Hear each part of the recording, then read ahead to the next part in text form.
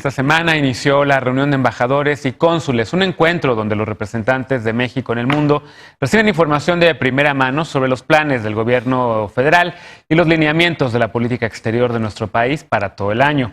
Ayer el presidente se reunió con el cuerpo diplomático y les dijo que ni le gusta ni necesita viajar. ¿Por qué? Veamos el contexto. México, como se decía antes, es el hermano mayor en el caso de la América Latina y del Caribe. Luego de un año de gobierno sin viajes y reuniones internacionales, el presidente mexicano reconoció este martes que no le gusta viajar, pero que Marcelo Ebrard lo representa muy bien. Para el canciller, el apoyo que tiene el gobierno federal permite que la base de la política exterior sea una política interior transparente y democrática. El más importante recurso es nuestra política interior. La diplomacia de la administración López Obradorista se ha basado en los principios de no intervención y autodeterminación de los pueblos. No reconoció la autoproclamación de Juan Guaidó como presidente encargado de Venezuela. Tampoco el gobierno encabezado por Yanín Áñez, y frente a las protestas de la región llamó al diálogo. Durante la reunión de embajadores y cónsules número 31, el canciller señaló que si logra ser miembro no permanente del Consejo de Seguridad de la Organización de las Naciones Unidas, México seguirá estos principios y buscará evitar el uso de la fuerza. Añadió que en 2019 se buscó ampliar la presencia de México en el mundo e impulsar iniciativas multilaterales para promover los intereses nacionales, y que este año será congelar el tráfico de armas en la frontera y aumentar los esfuerzos de protección a los mexicanos que viven en los Estados Unidos. La Cancillería también informó que trabajará en la modernización del acuerdo global con la Unión Europea y la expansión de acuerdos con países como Australia, Corea del Sur y Japón, además de seguir impulsando el Plan de Desarrollo Integral para Centroamérica. Punto y contrapunto. Primer tema a discutir esta noche. Hoy nos acompaña Lisa Sánchez, directora general de México Unido contra la Delincuencia. ¿Cómo estás, querida Lisa? Muy bien, muy bonito miércoles a todas y a todos. Muy bonito miércoles. También Estefanía Veloz regresa a la mesa finalmente. No andaba, ¿cómo se dice? Desaparecida, andaba de parranda. ¿Cómo estás? Feliz año. Muy bien, muchas gracias. Feliz año, compañeros. Eder Guevara, fundador de Morena y antropólogo. ¿Cómo estás? Muy buenas noches, bien, gracias. Y Martín Vivanco, académico y abogado. ¿Cómo estás, Martín? Bien, buenas noches. Bueno, hoy también me mezclaron los panelistas de los días, siempre me confunden, pero está bien. A ver, política exterior, ¿cómo vieron este arranque, este segundo encuentro que le toca al canciller Ebrard presidir? Embajadores y cónsules fueron a recibir lineamientos de política exterior. Yo la verdad llevo yendo a esos encuentros, pues por lo menos desde la administración, no por lo menos, desde la administración de Felipe Calderón, cuando Patricia Espinosa era la canciller, y me ha tocado ver en la inauguración a Patricia Espinosa, a Mid, a Videgaray, a Claudia Ruiz Massieu y ahora el canciller Ebrard dándole un mensaje a nuestros representantes. Creo que es la primera vez que veo que el canciller en turno no lee, va y dice de su ronco pecho lo que piensa que son las prioridades para México en ese año en el mundo. Los cancilleres previos siempre tenían un discurso bien leído. Hay quien dice que está bien, que mejor escuchar de primera mano al canciller, digamos, de bote pronto lo que él piensa y cómo ve las prioridades. Hay quien dice que le falta sustancia cuando hace esto el canciller. ¿Cómo lo ven ustedes? ¿Cómo lo viste tú? ¿Te pareció bueno el mensaje? Sobre todo la participación también del secretario de Seguridad Pública, el secretario de Defensa, la secretaria de Función Pública, etcétera. Justo recordando que la REC también sirve para que las personas que están en el servicio exterior mexicano, la reunión de embajadores y cónsules que están en el servicio exterior mexicano, pues se vayan empapando de cuáles son también los programas de gobierno, ¿no? Y que te conllevan también otras secretarías.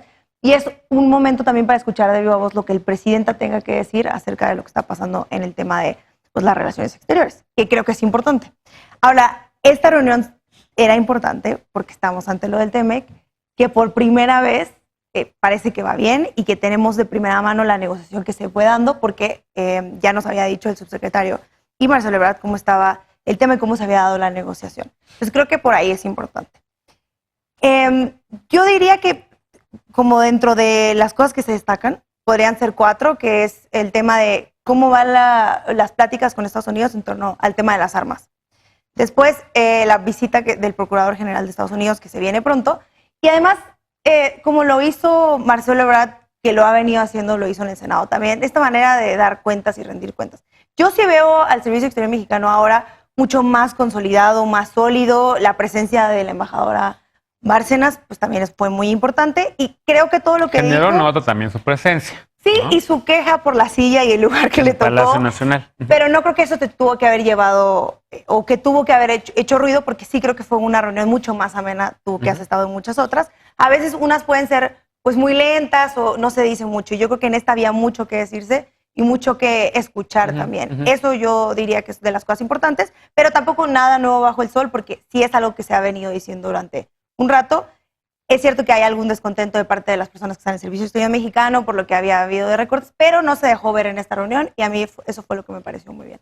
Algo que no vi en esta reunión, Lisa, que había pasado en reuniones previas, fue que se hablaba de política de drogas. A ti también invitado en anteriores ocasiones, igual que a Sara Snap, a darles un panorama a embajadores y cónsules sobre ese tema raro, ¿no? Porque en teoría una de las prioridades, digamos, al menos legislativas, es la regulación del mercado de las drogas. Sobre todo porque es prioridad nacional, pero también porque vivimos en 2019 un momento cúspide que fue la renovación de la estrategia global de drogas, y en este año estamos tratando de entrar como a una nueva fase del mecanismo de evaluación multilateral en materia de drogas a nivel de la Organización de los Estados Americanos, en donde México ha jugado un papel muy interesante. Nosotros estuvimos después del último gran consenso global en 2016, sabiendo además que México asumió 52 compromisos domésticos, es decir, internos, a partir de ese nuevo consenso global, muchos de los cuales siguen sin poder materializarse y que aparentemente pues, se nos han ido olvidando, aunque forman parte de los compromisos, insisto, adquiridos de México en el exterior.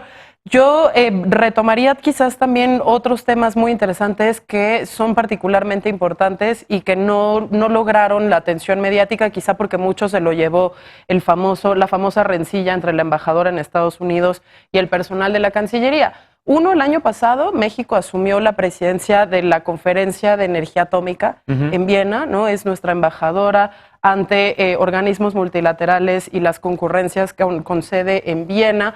Quien asumió la presidencia, digamos, de esta conferencia. Es muy importante por lo que toca al modelo energético que México está impulsando, no solo los temas de energía atómica, control de armas nucleares, etcétera, con la nueva escalada de conflicto que estamos viendo entre Irán y Estados Unidos, sino porque también eso y otras cuestiones que se están dando, por ejemplo, con el seguimiento de los acuerdos de París, pues podrían entrar de alguna manera en conflicto las prioridades nacionales con los compromisos suscritos a nivel internacional, sobre todo si volvemos, digamos, como a más carbonización o temas de mayor explotación petrolera, etcétera, en el marco de la estrategia de soberanía energética. Me parece que es muy importante, sobre todo porque hay liderazgo de mujeres en política exterior en estos temas, y me parece que es una cosa que tendríamos que estar resaltando. México, además, también el día de hoy asume la presidencia pro tempore de la CELAC, de la Comunidad de Estados Latinoamericanos y Caribeños, un organismo que, por cierto, fue muy activo en el tema de drogas, precisamente en ese nuevo consenso global de 2016,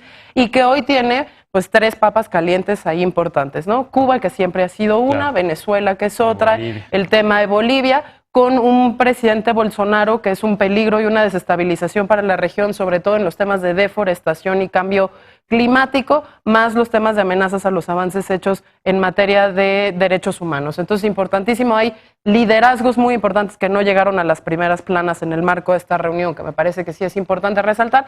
Ausencias como la que tú mencionas de temas torales para un país como México, se resaltó el tema de armas, pero no así el tema de drogas, y compromisos o tradiciones muy importantes que México conlleva, como por ejemplo todos los temas de tercer comité de Asamblea General, que son los temas políticos, económicos y sociales, ¿no? Ahí se dan, la resolución de drogas siempre la lidera México, y sobre todo pues el eventual ingreso de México al Consejo de Seguridad con un personaje como Juan Ramón de la Fuente a cargo de la cartera de Nueva York. Bueno, pues una agenda bastante amplia que ya detallaron tanto Veloz como Lisa. Martín, ausencias. Hay quien dice que, y de hecho en muchos encuentros previos, casi siempre se invitaba a ex cancilleres. En el primero que le tocó a Ebrard, pues sí estaba por ahí Bernardo Sepúlveda, pero en este segundo, sí, pero en este segundo no, yo no vi a ningún ex canciller. Bueno, ahí mencionó a Bernardo, y aparte, yo sí me quiero concentrar, o sea, fuera de las ausencias y todo esto, porque me eché todo el discurso de tanto del canciller como del presidente, y sí creo que estamos cayendo en un mito de la neutralidad de México, que es algo que a mí no me agrada en lo absoluto, porque, a ver, hay una distinción enorme en ser neutro y ser imparcial. Y ayer lo que se destacó muchísimo, y el presidente lo destaca, es que de los principios de autodeterminación de los pueblos y de no intervención, se deriva que México nada más tiene que ser intermediario, facilitar el diálogo, procesar los conflictos pacíficamente, etcétera. Pero esto quiere decir que nosotros vamos a ser neutrales ante los conflictos y eso implica que ante situaciones injustas, lo único que vamos a hacer es perpetrar ese status quo, ¿no? Lo que deberíamos hacer, porque hay otro principio que sí es material en la Constitución, que es el respeto y desarrollo de los derechos humanos, que no se mencionó, el presidente lo mencionó solamente como respeto, pero no de promoción, ese sí nos obliga a tomar partido. Y el gobierno de México ha tomado partido. O sea, cuando nosotros le dimos asilo político a Evo Morales, tomamos partido en contra de un golpe de Estado. Cuando nosotros... El Consejo de Seguridad va a ser tomar partido. Cuando estamos en organismos multilaterales, como el Consejo, también el Comité de Derechos Humanos, es tomar partido. No reconocer a Guaidó es tomar partido, en mi opinión equivocada. Pero entonces, eso es una posición de imparcialidad. O sea, ya tienes un principio material que permea la posición y un gobierno de izquierda se debe poner siempre del lado de los menos aventajados, de los oprimidos. Y esa es una oportunidad que se está dejando ir, por lo menos discursivamente. Y yo creo que debemos dejar ese mito. Y hay otras cosas también.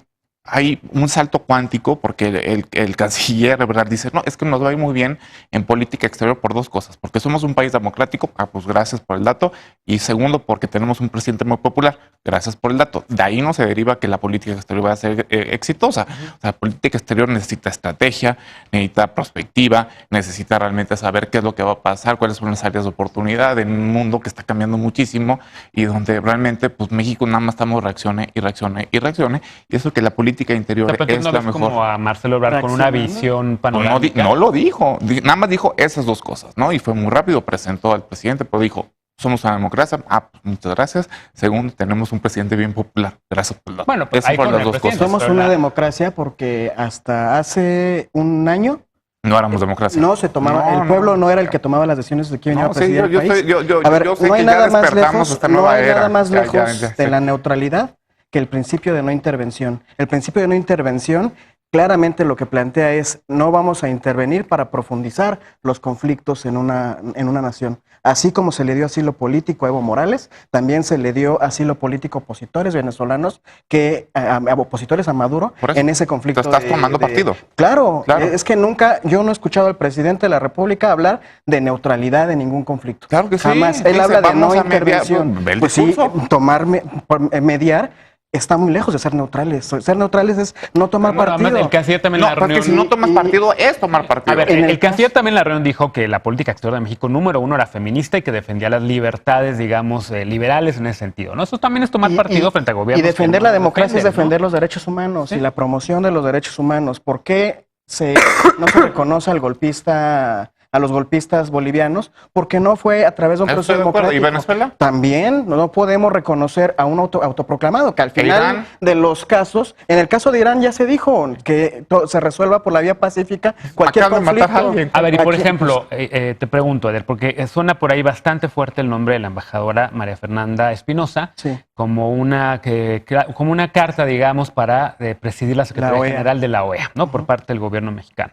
Quiere decir que no nos gusta a la diplomacia mexicana la gestión de Almagro y que queremos poner a una persona tan capacitada como esta embajadora. Que garantice el respeto a las democracias, que garantice que no va a haber intervencionismos en las democracias en América Latina por el simple hecho de que no se apegan a la política económica del gobierno de Estados Unidos o de cualquier otro. Eso es lo que necesitamos de los organismos internacionales y eso es tomar partido.